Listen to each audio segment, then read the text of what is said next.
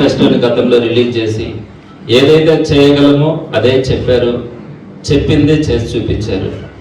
అదేవిధంగా తనను నమ్ముకున్న వాళ్ళకి, ప్రజలకు అందుబాటులో ఉండే నాయకులందరికీ కూడా టికెట్లు ఇచ్చి ఒక మంచి నాయకులని, ప్రజలకు అవసరమైనటువంటి నాయకులని, గడప గడపకి తిరగగలిగేటువంటి వాళ్ళని 5 సంవత్సరాల పాటు ఓపికగా, ఓర్పుగా ప్రజలతో ఉండే వాళ్ళకి టికెట్లు ఇచ్చి ఈరోజు నామినేషన్ ప్రక్రియ అంతా కూడా పూర్తి చేయడం జరిగింది.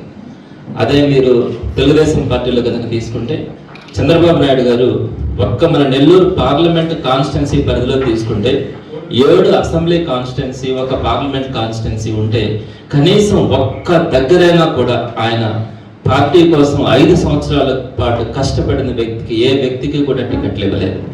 లాస్ట్లో ఎవరైతే డబ్బులు సంచులు తెచ్చుకున్నారో వాళ్ళకు మాత్రమే టికెట్లు ఇవ్వడం మనం చూసాం. వాళ్ళందరూ కూడా రేపు పొద్దున 5 సంవత్సరాల పాటు ప్రజలకు అందుబాటులో ఉంటారని, ప్రజలకు సేవ చేస్తారని ఎవరు కూడా నమ్మట్లేదు.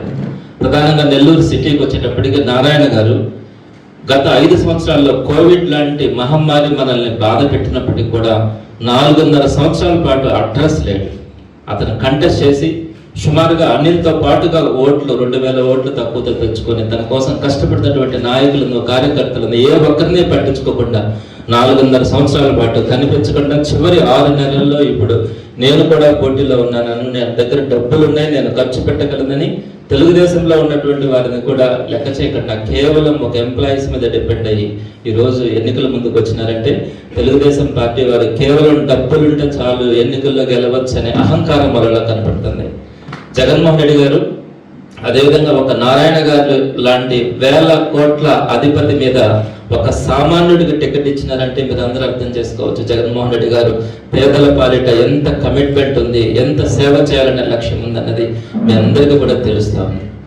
సో అలాంటి వ్యక్తుల్ని ఈరోజు ప్రజలందరూ కూడా ఆదరిస్తూ ఉన్నారు. ఈరోజు ఒక సామాన్యుడు, పేద వాడు ఖలీల్ అహ్మద్ అతను గెలుస్తాడని అనుకున్న వాళ్ళందరికీ కూడా ఈరోజు నెల్లూరు నగరంలో ఖలీల్ అహ్మద్ గారికి కానీ, అలానే విజయసాయి రెడ్డి గారికి కానీ, వారికి వస్తున్నటువంటి సపోర్ట్ కానీ, వస్తున్నటువంటి స్పందన కానీ చూసి అందరూ కూడా రాష్ట్రం అంతా కూడా ఆశ్చర్యపోతుంది. ఈరోజు నెల్లూరు నగరంలో ఒక మంచి మెజారిటీతో ఖలీల్ అహ్మద్ ఎంపీ కాన్స్టిట్యున్సీలో విజయసాయి రెడ్డి గారు గెలవబోతున్నారని అందరికీ కూడా అర్థమైంది. ఇది చాలా శుభ పరిణామం. అలా కాకుండా ఈ పార్ట్ టైం వ్యాపారస్తులు కనుక గెలిస్తే ప్రజలకు ఎలా ఉంటుందన్నది అందరూ అర్థం చేసుకున్నారు. కాబట్టి ఈరోజు అందరిలో కూడా ఈ మార్పు వచ్చింది. లేకపోతే రెండవ పాయింట్కి వచ్చేటప్పటికి ఈరోజు జగన్మోహన్ రెడ్డి గారు మేనిఫెస్టో విడుదల చేస్తున్నారు. చాలా అద్భుతంగా ఏదైతే తను చేయగలను అనుకుంటాడో దాన్నే చెప్పారు, గతంలో చేశారు, ఇప్పుడు కూడా చేస్తానని చెప్పి ముందుకు వచ్చారు. మీరందరూ కూడా గమనించి ఉంటారు. గతంలో 2 సంవత్సరాల క్రితం చంద్రబాబు నాయుడు గారు, జగన్మోహన్ రెడ్డి గారు అభివృద్ధి, సంక్షేమం 2 చేస్తా ఉన్నప్పుడు పేదలకి ఇన్ని వేల కోట్లు దోచి పెడతా ఉన్నాడు. ఇలా చేస్తే మన ఆంధ్రప్రదేశ్ మరో శ్రీలంక, మరో నైజీరియా లాగా ఈ రాష్ట్రం అడుక్కు తింటుందనే పదాలు చంద్రబాబు నాయుడు గారు మాట్లాడారు. అయితే అందరూ కూడా అనుకున్నారు చంద్రబాబు నాయుడు గారు పెద్ద మేధావి కదా, ఆయన చెప్పినట్టు జగన్మోహన్ రెడ్డి గారు ఇవన్నీ ఈ పథకాలన్నీ ఇవ్వలేడేమో, రాష్ట్రం అప్పుల పాలవుతుందేమోనని. కానీ జగన్మోహన్ రెడ్డి గారు ఎక్కడా కూడా గవర్నమెంట్ని నీట్గా రన్ చేస్తూ చంద్రబాబు నాయుడు గారు చేసిన అనవసరమైనటువంటి అప్పుల కంటే కూడా చాలా తక్కువ స్థాయిలో అప్పులు కూడా చేయడం కూడా జరిగింది.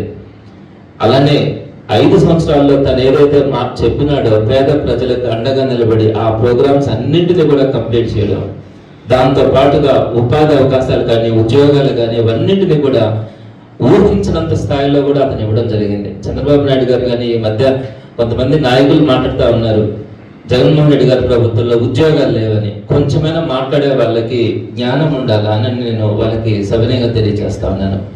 చంద్రబాబు నాయుడు గారు కేవలం 34,108 ఉద్యోగాలు, ప్రభుత్వ ఉద్యోగాలు ఇస్తే, అదే జగన్మోహన్ రెడ్డి గారు 4,40,000 ఉద్యోగాలు ఇచ్చినారు. ఈ దేశంలో ఏ రాష్ట్రంలో ఏ ముఖ్యమంత్రి కూడా 5 ఏళ్ల పాలనలో 4 లక్షల చిల్లర ఉద్యోగాలు ఇవ్వలేదు. అందులో రెగ్యులర్ ఉద్యోగాలు 2,22,000 ఉద్యోగాలు ఉన్నాయి, మిగతా వాలంటీర్స్ ఉన్నాయి.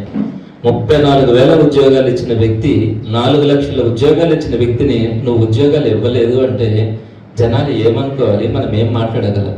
అలానే పారిశ్రామిక రంగంలో కానీ, అభివృద్ధిలో కానీ ప్రతి దగ్గర కూడా జగన్మోహన్ రెడ్డి గారు చేసిన దాంట్లో కనీసం 10% కూడా చేయనటువంటి చంద్రబాబు నాయుడు గారు జగన్మోహన్ రెడ్డి గారిని విమర్శిస్తారు.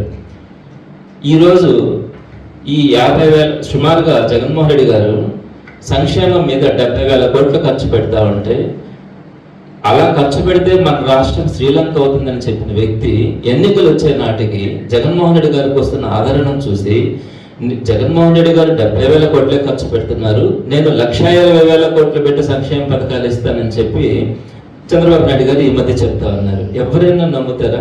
నీ నోటుకుండేనే నువ్వు కనీసం ఈ పథకాలు చేయలేవు అని చెప్పి మాట్లాడిన వ్యక్తివి నేను అంతకంటే ఎక్కువగా ఇస్తానంటే నమ్మే పరిస్థితి ఏ ఒక్కరు కూడా కనిపించలేదు. ఈ క్రమంలోనే జగన్మోహన్ రెడ్డి గారు మళ్ళా ఈరోజు మేనిఫెస్టోని విడుదల చేస్తున్నారు.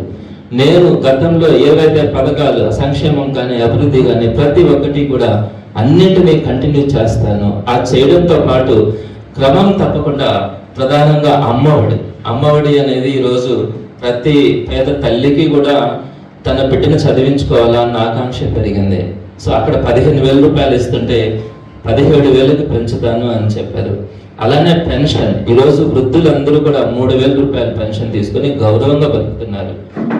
ఈరోజు ఎక్కడ కూడా రోడ్ల పక్కన అడుక్కొని తినే వాళ్ళు కూడా చాలా మంది ఉండేవాళ్ళు గతంలో. ఈరోజు ఆ సంఖ్య కూడా తగ్గుతూ ఉంది. పెన్షన్ సక్రమంగా 3,000 రూపాయలు 1వ తేదీన వస్తుంది కాబట్టి ఈరోజు సగర్వంగా బతకగలుగుతున్నారు. వాళ్ళకి కూడా 2 దఫాలుగా 3,500కు పెంచుతానని చెప్పి మాటలో కూడా స్పష్టత ఉంది. 2 దఫాలుగా పెంచుతానని చెప్పారు. అలానే రైతు భరోసాను కూడా 13,500 గతంలో ఇచ్చాను, ఇప్పుడు నేను 16,000కు పెంచుతాను అని చెప్పారు. మిగిలినవన్నీ కూడా ఏదైతే కాపు నేస్తం కానీ, ఏబీసీ నేస్తం కానీ, వైఎస్ఆర్ చేయూత కానీ ఎప్పుడు ఇస్తానన్నది కూడా స్పష్టంగా చెప్పిన జగన్మోహన్ రెడ్డి గారిని ఈరోజు ప్రజలందరూ కూడా ఎందుకు ఆదరిస్తున్నారు, ఎందుకు అంత ప్రేమను చూపిస్తున్నారు అన్నది అర్థమవుతా ఉంది. అదే చంద్రబాబు నాయుడు గారి మాటల్లో కానీ హామీల్లో కానీ ఎప్పుడు కూడా ఏది కూడా స్పష్టత ఉంటుంది. ఎంతమందికి ఇస్తారో చెప్పరు, ఎప్పుడు ఇస్తారో చెప్పరు. కాబట్టి ఈ మేనిఫెస్టో గతంలో జగన్మోహన్ రెడ్డి గారు చేస్తున్నటువంటి కార్యక్రమాలకి కొనసాగింపుగా అమ్మఒడి విషయం కానీ, పెన్షన్ కానీ, రైతు భరోసాను కానీ పెంచుకుంటూ మిగిలిన కార్యక్రమాలన్నింటినీ కూడా నేను కంటిన్యూ చేస్తానని చెప్పిన మాటలు, వాటిల్లో అస్పష్టత ఈరోజు ప్రజలందరూ కూడా విశ్వసిస్తూ ఉన్నారు. మీకు అందరికీ తెలుసు, చంద్రబాబు నాయుడు గారు గతంలో కొన్ని మాటలు మాట్లాడుతూ ఉంటారు. టీవీలు పెడితే మనకు అయ్యే కనపడతాయి. కంప్యూటర్ని నేనే కనుక్కున్నానని, హైదరాబాద్ నేనే నిర్మించానని, సెల్ ఫోన్కి ఇండియాకి తెప్పించింది కూడా నేనేనని, పివి సింధు పథకం గెలవడానికి నేనే కారణం, అలానే ఇండియాలో అసలు జరిగిన ఒలింపిక్స్ని నేను అమరావతిలో జరిపిస్తానని చెప్పడం, ఇండియాలో లేని బుల్లెట్ రైలుని నేను అమరావతిలో తిప్పుతానని చెప్పడం, ప్రతి జిల్లాకి సీ పోర్టుని నిర్మిస్తానని చెప్పడం, కానీ 108 కూడా సరిగ్గా నడపలేకపోతే ఆయన ఎయిర్ అంబులెన్స్లు తెస్తానని చెప్పడం, సూర్యుడిని కంట్రోల్ చేసి కరువునే భయపెడతానని చెప్పడం, కానీ సముద్రాన్ని కంట్రోల్ చేస్తానని చెప్పడం, కరోనా నేనుంటే వచ్చేదా అని చెప్పడం, ఇలాంటి పిచ్చి మాటలు ప్రగల్భాలు పలిగినటువంటి చంద్రబాబు నాయుడు ఇచ్చే హామీలు కానీ ఏ ఒక్కరు కూడా నమ్మే పరిస్థితి లేదు.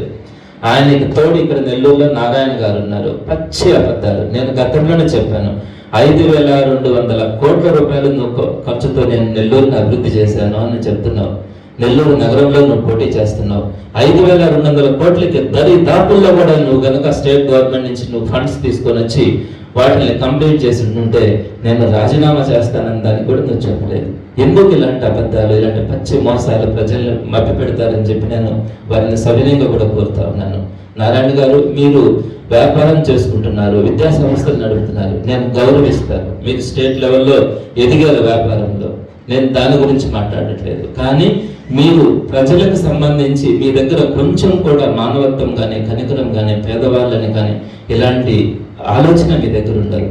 మీరు రాజకీయాల్లో కనీసం మిమ్మల్ని నమ్ముకున్న వాళ్ళకి రేపు 5 సంవత్సరాల పాటు అండగా నిలబడతాననే మాట మీరు చెప్పలేరు. అలాంటి వ్యక్తి మీరు రాజకీయాల్లో అబద్ధాలు చెప్తూ నేనే చేసినాను అభివృద్ధి, నేను లేకపోతే అసలు నెల్లూరే లేదు అనే విధంగా మీరు మాట్లాడుతూ ఉంటే ప్రజలు అసహించుకుంటా ఉన్నారు. ఈరోజు మొదట్లో మీరు చెప్పిన మాటలు, చంద్రబాబు నాయుడు గారు చెప్పిన మాటలు లాగానే మీ మాటలు అందరూ కూడా నిజమేనేమో అని అనుకొని ఈరోజు అసలు నారాయణ గారు ఏం చేస్తున్నారంటే ఏది కనిపించట్లేదు, అప్పులు పాలు చేయడం తప్ప. అలాంటి వ్యక్తికి ఈరోజు ప్రజలు ఎవరు కూడా ఆలోచిస్తూ ఉన్నారు. ఇలాంటి వ్యక్తినే మనం గెలిపించుకోవాల్సిందే. రేపు పొద్దున ఇతనితో పాటు నిలబడితే కనీసం మనకు అండగా కూడా నిలబడ్డని ప్రజలందరూ కూడా ఆలోచిస్తూ ఉన్నారు. కాబట్టి చక్కని మేనిఫెస్టోని జగన్మోహన్ రెడ్డి గారు ఈరోజు విడుదల చేసినారు. మాట చెప్పారు, మాట తప్పరు, ఆ మాట మీద నిలబడతారు. అలాంటి జగన్మోహన్ రెడ్డి గారు ఇచ్చిన మేనిఫెస్టోతో మంచి నాయకులు 7 కాన్స్టిట్యున్సీస్లో కానీ అసెంబ్లీ కాన్స్టిట్యున్సీస్లో, ఒక ఎంపీ కాన్స్టిట్యున్సీలో కానీ ఒక నిజమైనటువంటి నాయకులు విజయసాయి రెడ్డి గారు లాంటి ఒక గట్స్ ఉండే లీడర్, జగన్మోహన్ రెడ్డి గారి కష్టాల్లో కానీ బాధల్లో కానీ ఎప్పుడు కూడా ఒక కమిట్మెంట్ తీసుకుని నడిచినటువంటి విజయసాయి రెడ్డి గారిని ఎంపీ కాన్స్టిట్యున్సీకి మనకి ఇచ్చిన తర్వాత నెల్లూరు జిల్లాలో వైఎస్ఆర్సీపీ క్యాడర్ కానీ లీడర్స్ కానీ అందరూ కూడా ఉత్సాహంగా పనిచేస్తూ ఈరోజు అన్ని నియోజకవర్గాల్లో మంచి మెజార్టీతో గెలుపుకు అందరూ కూడా ప్రయత్నిస్తున్నారు, కష్టపడుతున్నారు, విజయం వైపుగా సాగిపోతున్నారు. వారందరినీ కూడా ప్రజలు గెలిపించుకోవడానికి ముందుకు వస్తున్నందుకు అందరికీ కూడా చేతులెత్తి వారందరికీ కూడా ధన్యవాదాలు తెలుపుతూ సెలవు తీసుకుంటున్నాను. మద్య నియంత్రణ అయితే జరిగిందన్న. సుమారుగా మనకి లాస్ట్ టైంలో బెల్ట్ షాపులు ప్రధాన సమస్యగా ఉండింది. 14,000 బెల్ట్ షాపులు ఉన్నాయి. ఈరోజు ఒక్క బెల్ట్ షాప్ కూడా లేదు. అలానే పర్మిట్ రూములు 1,400 దాకా ఉన్నాయి, వాటిని రద్దు చేస్తున్నారు. సుమారుగా 4,000కు పైగా ఉండే మద్యం షాపుల్ని సుమారుగా 1,500-1,600 మద్యం షాపులకి కంట్రోల్ చేస్తున్నారు. మద్య నియంత్రణ జరిగింది. మద్యపాన నిషేధమే నా తర్వాత చేయబోయే అంశం అని చెప్పి జగన్మోహన్ రెడ్డి గారు ఒక ఆలోచన. అయితే ఈ అంశాన్ని గతంలో చెప్పున్నారు కాబట్టి దాన్ని ఖచ్చితంగా రాబోయే రోజుల్లో చేయాలన్న ఆలోచన ప్రభుత్వానికి ఉంది. కంటే మెరుగుగా GPS తీసుకురావడం జరిగింది. ఏదైతే ఎంప్లాయీస్ అందరూ కూడా OPS ని కోరుకున్నారు, OPS కి ఒక 3 అంశాలలో GPS లో లేవు. మొదట మనం GPS లో ఒక అడుగు పెట్టిన తర్వాత ఆ 3 అంశాల మీద కూడా జగన్మోహన్ రెడ్డి గారిని భవిష్యత్తులో మరొకసారి దాని మీద క్లారిటీ తీసుకొని OPS గా తీసుకురావాలనే ఆలోచనతో ఆయనతో ఒకసారి మాట్లాడడం కూడా జరుగుతుంది. మరిన్ని అప్డేట్స్ కోసం మన HN9 టీవీ ఛానల్ ని సబ్స్క్రైబ్ చేసుకోండి.